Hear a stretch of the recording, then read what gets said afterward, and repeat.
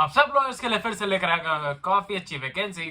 और ये वैकेंसी आपके मिनिस्ट्री ऑफ एक्सटर्नल अफेयर्स में निकाली गई है और ये वैकेंसी काफी अच्छी होने वाली है। इसका रेम्यूनरेशन काफी अच्छा है, तो मैं पहले ही आपको बता दूं।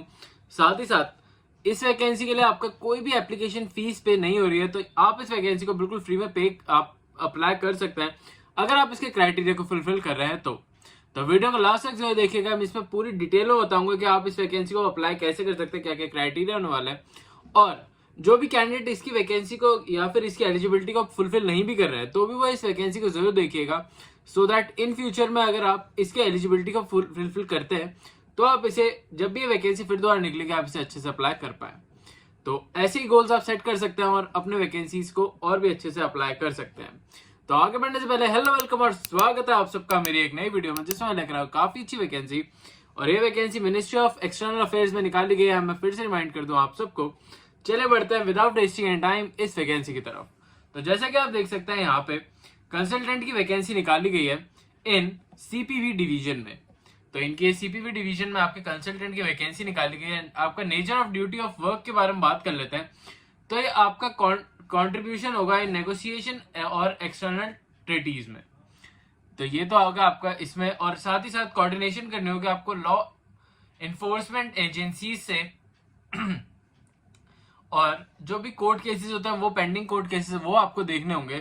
साथ ही साथ जो भी एक्ट जो साइन विंडोज होती हैं कोर्ट केसेस की वो आपको देखनी होंगी। और जो भी आपको सीपीवी के डिविजन्स के जो भी रिप्लाईज होते हैं कोर्ट केसेस के वो आपको प्रिपेयर करने होंगे। तो स्पेसिफिकली आपका काम कोर्ट रिलेटेड जो भी मैटर्स हैं उनको रिलेटेड होने वाला है। कोर्ट समनिंग्स में जाना होगा, ड्राफ्टिंग करनी होगी, जो भी आपके एफिडेविट्स होते हैं, आपके सेक्शंस होते हैं, डिविजन्स होते हैं, उनके रिलेटेड जो भी ड्राफ्टिंग है वो आपको करनी होगी।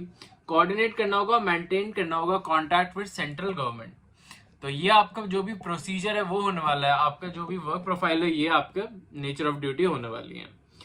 ये वैकेंसी काफी लिमिटेड पीरियड के लिए निकाली जाती है, लिमिटेड लोगों के लिए निकाली जाती है। तो मैं आपको पहले ये बता दूं कि अगर आप इस वैकेंसी को एलिजिबिलिटी क्राइटेरिया को फुलफिल कर रहे हैं तो आप इसे बिल्कुल अप्लाई करिएगा, क्योंकि इसके लेवल ऑफ एक्सपीरियंस आपको कहीं भी देखने को नहीं मिलने वाला है। इसमें अगर हम बात करें प्रोसेस ऑफ आपका matter related to payment, procedural और फ्री सेंट्रल गवर्नमेंट के जो भी मैटर्स होते हैं वो आपको देखने होंगे। यहाँ पे any task assigned by the head of the vision, तो ये भी आपको असाइन टास्क करा जा सकता है। अगर हम जॉब लोकेशन की बात करें तो ये आपकी ministry of external affairs south block, ये आपका न्यू दिल्ली की लोकेशन होने वाली है। और ये जो भी लोकेशन है ये आपके हेड ऑफिस में होगी और आप यहीं पे वर्क करेंगे। तो जो कहीं से भी अगर आप अप्लाई करते हैं तो आपकी जॉब लोकेशन यहीं की होने वाली है। न्यू दिल्ली की आपकी जॉब लोकेशन होगी, जो कि काफी अच्छी बन जाती है, क्योंकि एक न्यू दिल्ली में आपको काफी और भी सारी जॉब्स देखने को मिलने वाली है। अब हम बात करते हैं आपके एसेंशियल क्वालिफिकेशंस की। तो आप देखेंगे यहाँ पे ये एप्लीकेशन में साफ साफ लिखा हुआ है जो भी कैंडिडेट है वो इंडियन का नेशनल रेजिडेंस होना जरूरी है। साथ ही साथ उसने BLLB या फिर LLB करी हुई होनी चाहिए विद रिकॉग्नाइज्ड यूनिवर्सिटी। अगर आपकी यूनिवर्सिटी रिकॉग्नाइज नहीं होती है तो आपके फॉर्म इमीडिएट बेसिस पे कैंसिल आउट कर दिए जाते हैं।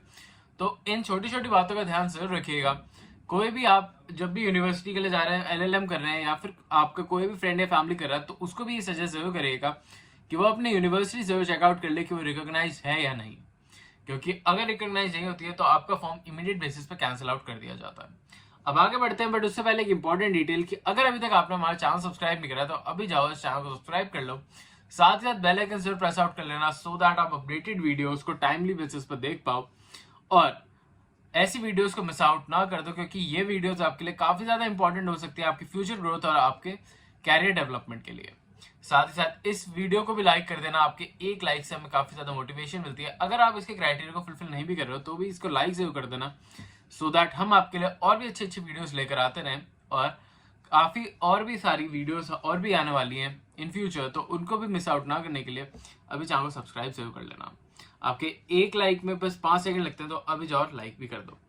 साथ ही साथ मैं बताना चाहूंगा कि हम आपके लिए स्पेशली मेंबर्स के लिए हमने स्पेशली वो पोर्टल बना दिया जहाँ पे आप मेंबर्स ज्वाइन कर सकते हैं और उन मेंबर्स की जो भी क्वेरीज होंगी, रिजोल्यूशंस होंगे, वो हम आपको देंगे। साथ ही साथ अगर आपको किसी स्पेसिफिक वैकेंसी से रिलेटेड ये जानना है कि उसका सिलेबस क्या होने वाला है, उसमें प्रेपरेशन आप कैसे करेंगे, तो इन सारे क्वेश्चंस का जवाब भी हम वहाँ पे आपको पर्सनल बेसिस पे देंगे, तो आप वहाँ पे भी उसे ज्वाइन कर सकते हैं और इस वैकेंसी का पार्ट भी बन सकते हैं।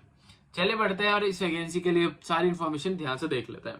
तो जैसे कि आप देख सकते हैं यहाँ पे एटलीस्ट 5 इयर्स का आपको एक्सपीरियंस मांगा गया है लीगल फील्ड में।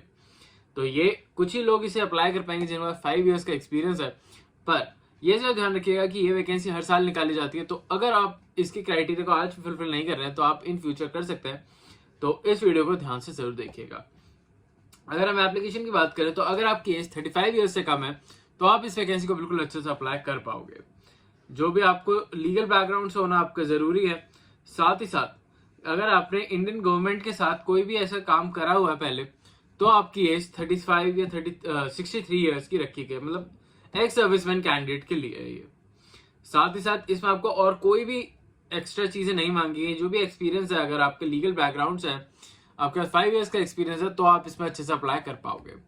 अब बात करते हैं डिजायरेबिलिटी की। तो यहाँ पे एक्सपीरियंस अगर आपका इंटरनेशनल लॉज में है और तो आप इसके लिए काफी डिजायरेबल कैंडिडेट बन जाओगे। साथ ही साथ अगर आपके पास कंप्यूटर स्किल्स है तो भी आप इस वैकेंसी के लिए काफी अच्छे से अप्लाई कर पाओगे। अब मैं आपको इसकी एक इंपॉर्टेंट डिटेल बता दूं इस वैकेंसी से रिलेटेड कि ये वैकेंसी एक कॉन्ट्रैक्चुअल बेस्ड जॉब होने वाली है, जिसका कॉन्ट्रैक्ट आपको 1 ईयर का देखने को मिलने वाला है, पर ये कॉन्ट्रैक्ट आपका एक्सटेंड भी कराया जा सकता है बाय 3 ईयर्स। तो इस बात का ध्यान जरूर रखिएगा कि ऐसी कॉन्ट्रैक्चुअल जॉब्स आपको काफी अच्छा एक्सपीरियंस प्रोवाइड कराती हैं, और इन फ्यूचर अगर आप किसी परमानेंट वैकेंसी के लिए जाते हैं तो तब भी आपको इसका एक्सपीरियंस काफी ज्यादा काम आएगा। तो इसका ध्यान आप जरूर रखिएगा इन वैकेंसीज के लिए। आपकी जो भी रेम्यूनरेशन होने वाली है वो काफी अच्छी होने वाली है। इन्होंने यहाँ पे लिखा हुआ है कि मैक्सिमम आपको 0.9 लाख पर एनम भी मिल सकता है, तो ये आपकी काफी अच्छी रेम्यूनरेशन अपने आप में ही बन जाती है। इन्होंने रेम्यूनरेशन के बारे में ये भी लिखा गया है कि आपको more than 10 days of time अगर आप लीव लेते हैं तो वो नॉट अलाउंस में आएगा। और अब बात कर लेते हैं इसकी इंपॉर्टेंट डिटेल के बारे में कि आप इसे अप्लाई कैसे करेंगे। तो आपको इसमें कोई भी एप्लीकेशन फीस पे नहीं करनी है, आपको डायरेक्टली बेसिस पे इन्हें मेल करना है अपने CV और जो भी आपके रिलेवेंट डॉक्यूमेंट्स हैं। उसका एड्रेस आपको यहाँ पे इन्होंने ईमेल एड्रेस दे रखा है, आप यहाँ पे ईमेल भी कर सकते हैं। साथ ही साथ में आप इन्हें बाय पोस्ट भी भेज सकते हैं क्योंकि इनका एड्रेस भी यहाँ पे मेंशन्ड है। अगर आप चाहते हैं तो मैं आपको इनकी ऑफिशियल नोटिफिकेशन दे दूंगा या फिर आपको इनकी ऑफिशियल वेबसाइट का लिंक दे दूंगा डिस्क्रिप्शन में, जहां पर जाकर आप इसे डायरेक्टली बेसिस पे अप्लाई कर सकते हैं। सिला कोई प्रॉब्लम आती तो मुझे कमेंट्स में जरूर बताइएगा सो दैट मैं आपकी हेल्प कर सकूं। आपको ये जो भी एनेक्सर 1 है इसको फुलफिल करना होगा। इसको फिल करने के लिए आपको इसे पहले प्रिंट आउट करना होगा। इसे सारे डॉक्यूमेंट्स को फिल करिएगा, फिर इसे स्कैन डॉक्यूमेंट करके इसे मेल भी कर दीजिएगा, साथ ही साथ इन्हें भेज भी दीजिएगा। अब मैं बताता हूँ इसकी इंपॉर्टेंट डेट के बारे में। तो 2 मई 2025 से पहले पहले आपको इसे भेजना होगा, साथ ही साथ मेल भी कर देना। अगर आपकी मेल भी पहुंच जाती है और ये आपका कुरियर नहीं भी पहुंचता तो भी आप इस वैकेंसी के लिए एप्लीकेबल हो जाओगे। इसकी कंफर्मेशन आपको बाय ईमेल देखने को मिलने वाली है, तो उसका ध्यान भी जरूर रखिएगा। आई होप आपको सारे पॉइंट्स क्लियर आउट हो गए। उससे कोई प्रॉब्लम आती तो मुझे कमेंट्स जरूर बताइएगा। अभी के लिए चलता हूँ, मिलता हूँ कल आपसे फिर से एक नई जॉब, नई वैकेंसी और नई अपॉर्चुनिटी के साथ। तब तक के लिए आप हमारी प्लेलिस्ट भी चेकआउट कर सकते हैं जिसमें सारी वो वैकेंसीज हैं जो कि आप अप्लाई कर सकते हैं, तो उन्हें भी चेकआउट करिए। साथ ही साथ अगर कोई भी ऐसी वैकेंसी है जिसके बारे में आप जानना चाहते हैं तो वो भी मुझे कमेंट्स में जरूर बताइएगा। अभी के लिए चलता हूँ, मिलता हूँ कल आपसे फिर से एक नई वैकेंसी में। अभी के लिए बाय।